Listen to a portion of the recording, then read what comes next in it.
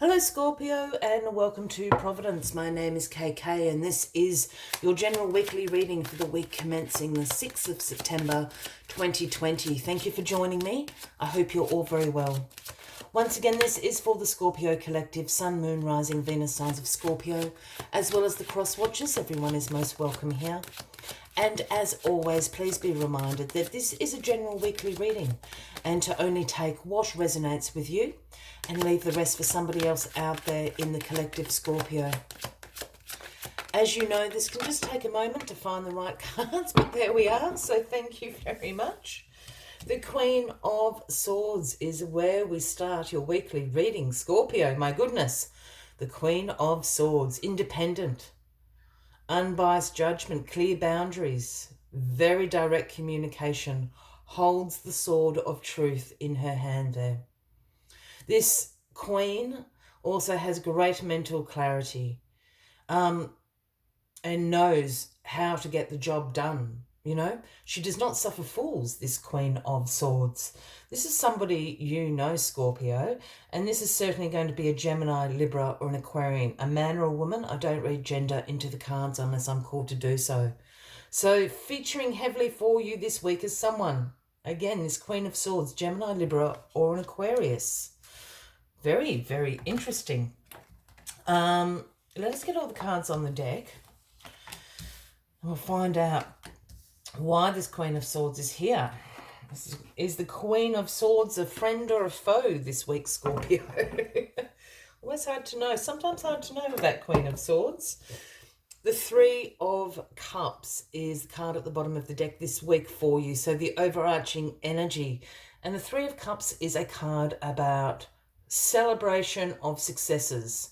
But this is through collaborations, through friendship groups, through your posse, whatever the case may be. I use the word collaboration and my mind always goes to a work setting, and that can be the case for somebody out there. Perhaps you have collaborated on a very successful work projects. But collaborations can take place anywhere. You can collaborate with your family, you can collaborate with your friends, your community, perhaps a sporting team or something like that. But there is a celebration of success through this group environment. You haven't got the success by yourself. This has absolutely been a team effort, and this is what you're celebrating this week. So is the Queen of Swords part of this team that is celebrating such great success at the moment? Well, the Ten of Wands is crossing you this week. Well, the Ten of Wands is crossing the Queen of Swords here. And the Ten of Wands is a card about responsibilities and burdens. You know, this is a card about hard work, stress, exhaustion. But this card is also about achievement. And it is about achievement because you've actually achieved what you set out to do. You were asked to carry this pile of wands here from your village to this village, and you've made it. You've been walking for days and nights. You can barely see where you're going anymore. You're shouldering this great burden, this responsibility. But you have achieved what you set out to do. You can drop this responsibility off at the moment. I'm just going to take this past card here, but I have a feeling this Queen of Wands, this has been a little bit of a tough love exercise from this Queen of Wands. Perhaps this Queen of Wands has asked you to have this great responsibility. And again, you've been successful at it. You've got the Three of Cups up here. You have achieved what you set out to do. I think you're absolutely exhausted and stressed out of your mind a little bit, Scorpio, but you've achieved what you set out to do. Let's take this past card. Yeah, the High Priestess is not what I was expecting, but yes, is in your past. Now, this is the Pisces card, Scorpio, if that resonates with anybody out there. And the High Priestess is the card about intuition, your subconscious mind. This is the Divine Feminine card. The moon always sits at the High Priestess's feet, speaking about that intuition. She holds the sacred scrolls in her hand, speaking about that ancient knowledge that you receive. Something has happened intuitively in the recent past, which has brought you to this Queen of Swords. The High Priestess often works in the realms of our dreams. We receive a lot of intuitive messages from the High Priestess. Ancient sacred knowledge is passed on to us through that realm. So intuitively, you've been told something. There's two things going on for me. Either you've gone to this Queen of Swords to seek help about this burden, this responsibility that you've been carrying, or this Queen of Swords is involved, in this. As I said, I feel this is a little bit of a tough love lesson for you from this Queen of Swords. This Queen of Swords can be, can sometimes be known to be a little bit on the bitchy side. They can be sometimes seen as a little bit cold-hearted. I feel this is a lesson the Queen of Swords wanted you to learn, but you've passed the test. That's why you're now celebrating. The Ace of Wands is in your grounding position, and the aces are the gifts from the universe to us, Scorpio. So whether this is something you've been co-creating or this is happening in divine timing, it is a gift that the universe is handing you this week. And the Ace of Wands always speaks about being inspired. It's about new beginnings. It's about being able to see the potential in ideas, in situations, perhaps even seeing the potential in yourself or other people. I always see these little leaves on the wand here as little sparks, little embers of inspiration. I have a feeling this Queen of Swords could see the potential in you and set about designating this task, this responsibility to you, to bring out this untapped potential in you. I'm not saying that it hasn't caused you stress. Often when we learn the hardest lessons, they're really stressful, they're tiring, they're exhausting. But the knowledge that you have gained and the potential you can now see in yourself, as the Queen of Wands, as the Queen of Swords does, is amazing. So there's going to be this new beginning, this creation out of this untapped potential the Queen of Swords is brought out in you. Yeah, we've got the beginnings and the endings. We've got the Ten of Swords in your grounding, in your crowning position. I'm getting my grounding and my crowning all confused. Beginnings and endings. It's a really interesting read. The Ten of Swords in your crowning position this week, Scorpio. And this card represents a dark night of the soul. This is painful endings. This can sometimes signify a loss, a crisis, but certainly deep wounds that will need healing.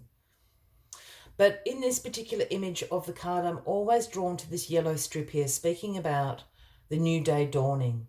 You've got the Ten of Swords, the Ten of Wands. This is a new day dawning for you. This card can also represent the beginning of recovery, getting up, dusting yourself off and starting again. You've learned a very hard lesson, I feel. And it is worthy of celebrating. As exhausted and stressed and hurt you may feel, you can actually see the flip side of this achievement, this knowledge that you've gained. Yeah, the Five of Wands is the outcome of this week.